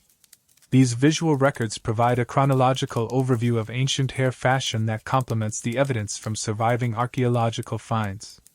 Crucially, Egyptian art shows who wore wigs. Royalty, both male and female, are almost invariably depicted wearing elaborate, high-status wigs, often glittering with painted gold or adorned with symbolic elements. Priests and priestesses are shown in specific ritual wigs during ceremonies, highlighting their sacred role. Nobles and high officials, men and women alike, are frequently portrayed in formal portraits wearing the latest, most voluminous styles, a clear display of their status and wealth. While depictions of lower classes are less common, when they do appear, they often show simpler head coverings or less elaborate wigs, reinforcing the visual hierarchy. The art confirms that wig-wearing was a widespread practice among the elite and likely the middle classes, essential for presenting a polished, civilized appearance. The artistic conventions themselves also tell us something interesting. Often, wigs are depicted with an almost unnatural perfection, perfectly symmetrical, flawlessly smooth, every curl and braid in its exact place. This isn't necessarily how the wigs looked in daily life, subject to dust, sweat, and movement. Instead, it reflects the Egyptian artistic idealization. Art in tombs and temples wasn't just a snapshot of reality. It was a portrayal of an idealized existence, a desire for perfection that extended even to one's hairstyle. So, while the art shows us the styles and forms, it often presents them in their most pristine, eternal state, perhaps closer to how a wig looked when it was brand new from the workshop than after a long day in the sun. It's like looking at heavily photoshopped images in a modern magazine and trying to guess what the person really looks like without makeup and digital retouching. There's a quirky tidbit here. Sometimes, Egyptian art depicts individuals wearing what appears to be their own natural hair, styled simply, often very short. This is seen more frequently in depictions of laborers, servants, or during specific activities where a wig might be impractical. However, even in these cases, the absence of a wig can be a deliberate artistic choice, signaling a different status, role, or context. It highlights that the wig wasn't universally worn by everyone all the time, and its presence or absence was meaningful within the visual language of Egyptian art. Imagine the artist deciding, "Okay, for this scene of harvesting flax, we show them with short hair, but for the banquet scene, definitely put the big wigs on." Historians still argue whether the specific artistic conventions used to depict wigs, such as the standardized patterns for curls or braids, reflect actual standardized styling techniques used by wig makers, or are simply artistic shorthand for representing texture and form. Did wig makers follow precise templates for creating ringlets that mirrored the patterns seen in art? Or did the artists simplify and standardize the appearance for visual clarity and aesthetic harmony? It's a bit of a chicken and egg situation. Did the art dictate the style, or did the style influence the art? It was likely a complex interaction, with popular styles influencing artistic representation, and idealized artistic depictions perhaps influencing the desired look sought from wig makers. Beyond the styles and materials, art also shows us how wigs were worn, whether perched high on the head, framing the face, or falling down the back. It shows them adorned with headbands, floral wreaths, cones of perfumed fat, thought to melt and release fragrance throughout the day, and those glittering gold threads and beads. These details further enrich our understanding of how wigs were integrated into the overall presentation of the self. In essence, Egyptian art serves as a vital window into the surprisingly complex world of ancient Egyptian wigs.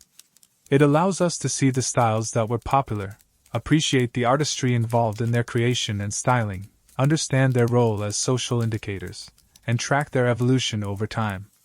Every painted panel, every carved relief, every stone statue tells a story about the wigs that crowned the heads of the Egyptians, revealing a society that placed immense value on appearance, symbolism, and the power of a perfectly coiffed headpiece, both in this life and for eternity.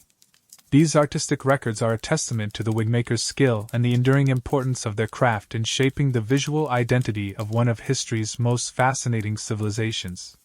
So, we've journeyed through the fascinating world of Egyptian wigs, from the practical needs that spurred their invention to the artistry of their creation and the power they held as social and religious symbols. We've seen how Egyptian art serves as our primary visual guide, showing us the incredible styles and hinting at the materials used.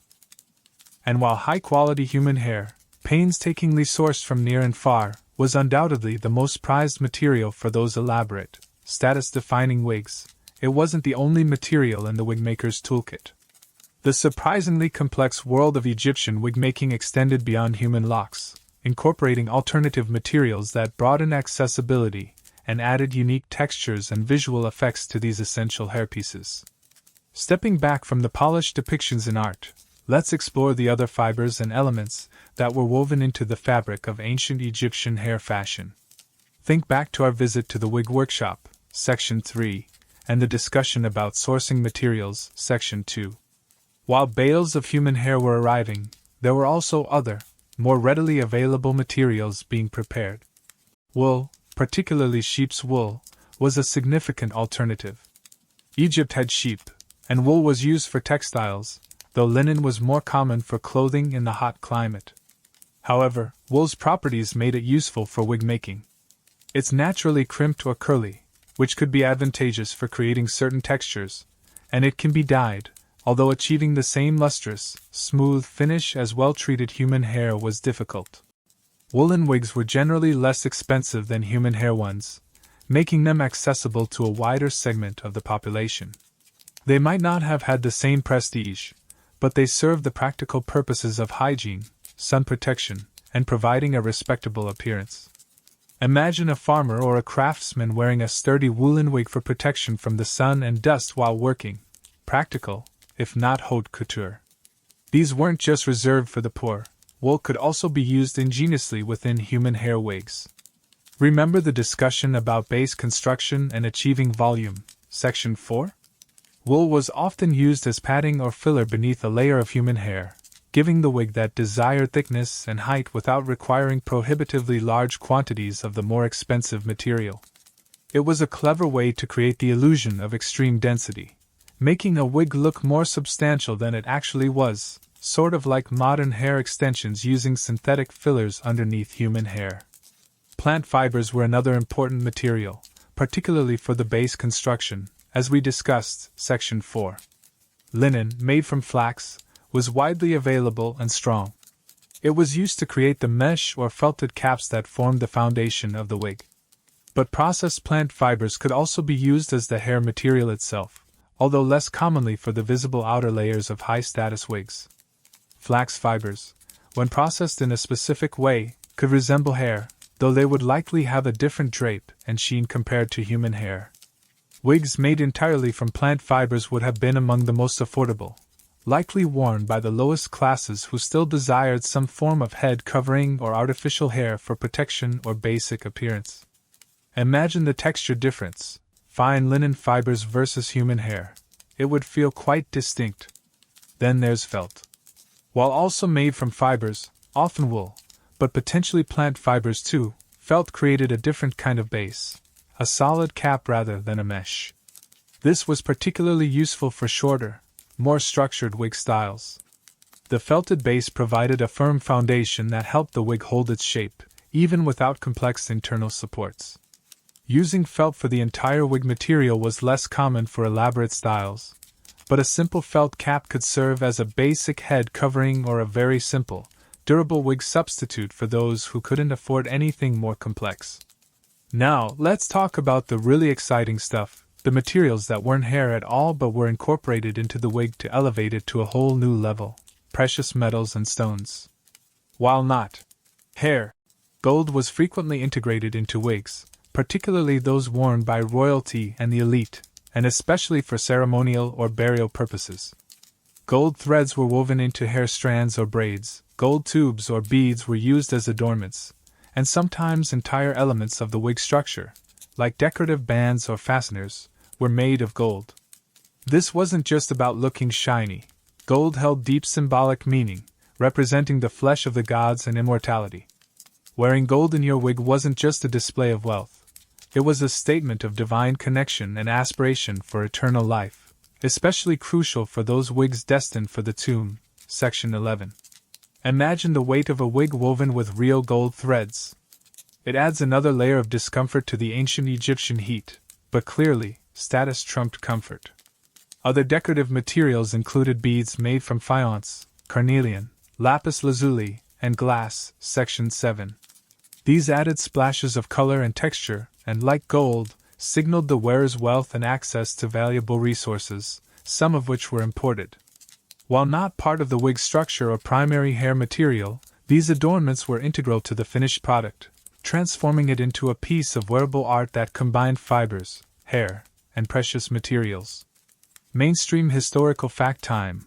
Archaeological analysis of surviving Egyptian wigs and hairpieces confirms the use of various materials beyond human hair, including sheep's wool, plant fibers, like flax, and the incorporation of gold threads and beads, demonstrating a sophisticated understanding of different materials and techniques to create wigs of varying quality, cost, and appearance. There's a quirky tidbit here. Some unusual materials have been found in or associated with wigs. For example, some scholars speculate that horsehair might have been used, although definitive identification is difficult. Also, elements like beeswax, while primarily used for styling, were sometimes incorporated into the wig structure itself, perhaps to help hold shapes or attach adornments. It suggests the wig makers were experimental, using whatever materials were available and suitable for achieving the desired effect. Imagine trying to style a wig with pure beeswax. Sounds like a sticky situation. Historians still argue whether the choice between human hair, wool, or plant fibers for the primary material was dictated purely by economic factors, cost and availability, or if certain materials were preferred for specific wig styles or purposes due to their inherent properties, e.g., wool for curls, human hair for drape. Was it simply about what you could afford, or did the wig maker choose wool because it was better suited for a particular curly style they wanted to create?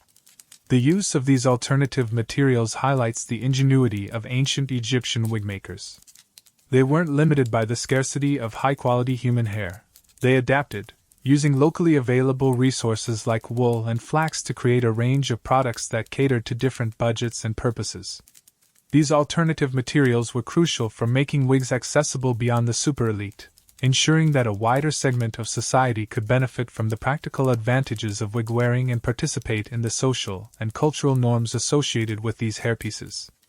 From the humble wool padding hidden beneath luxurious human hair to the dazzling glint of gold woven into a pharaoh's eternal coiffure, the wig was a complex assembly of materials, each chosen for its properties, cost, and symbolic value, reflecting the surprisingly diverse and adaptable nature of this ancient craft.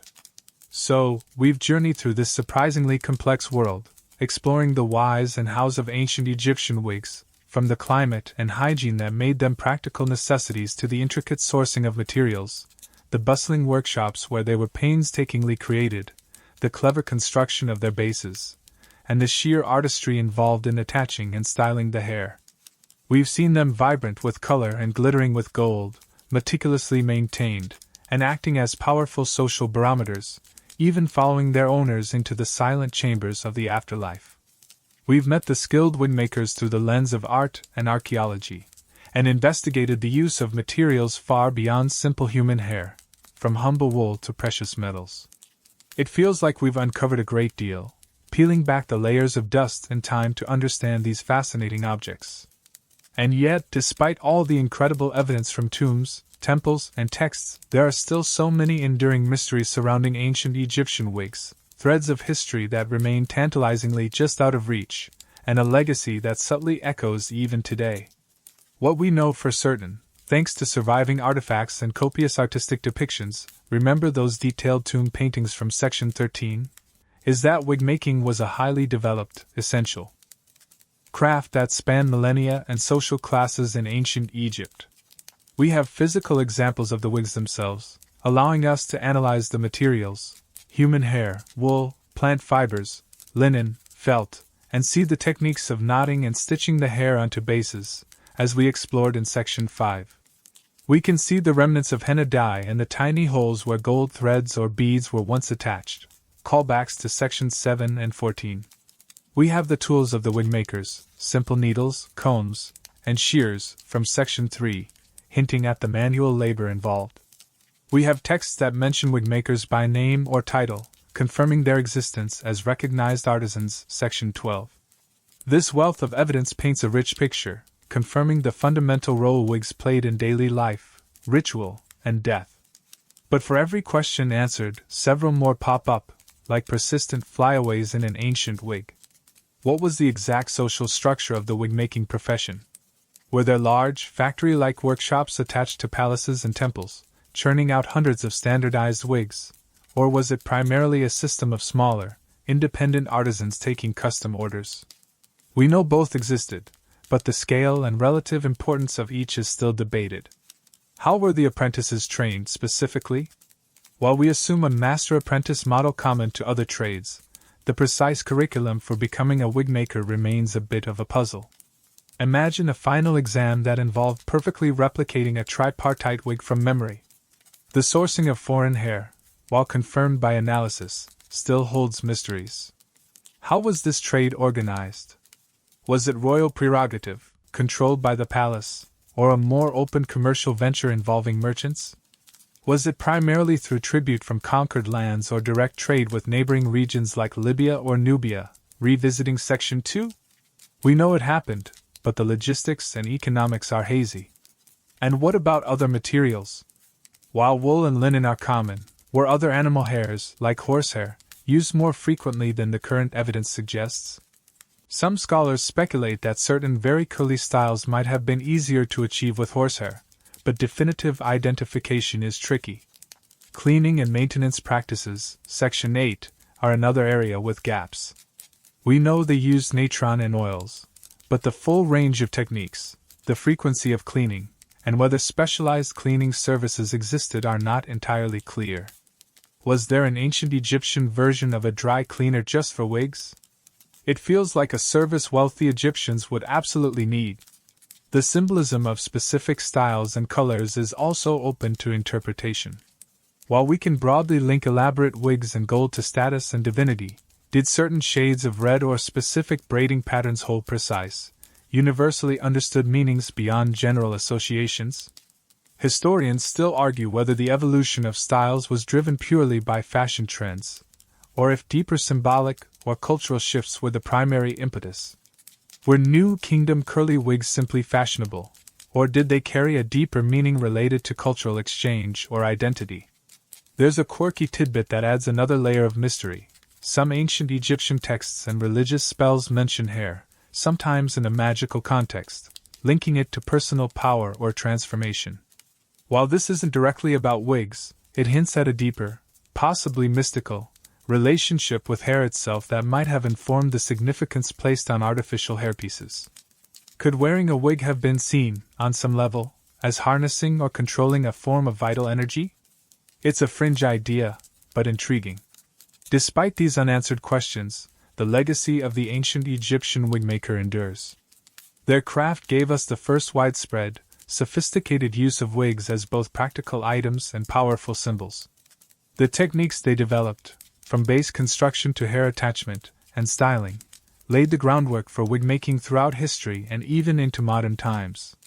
Every time you see a historical drama featuring elaborate wigs, or a modern person wearing hair extensions or a wig for fashion, medical reasons, or cultural practice, you are seeing a distant echo of those skilled hands working in the workshops along the Nile thousands of years ago. Their dedication to transforming hair into art, function, and statement shaped the very image of one of history's most iconic civilizations, proving that even something as seemingly simple as a hairstyle can have a surprisingly complex and enduring story.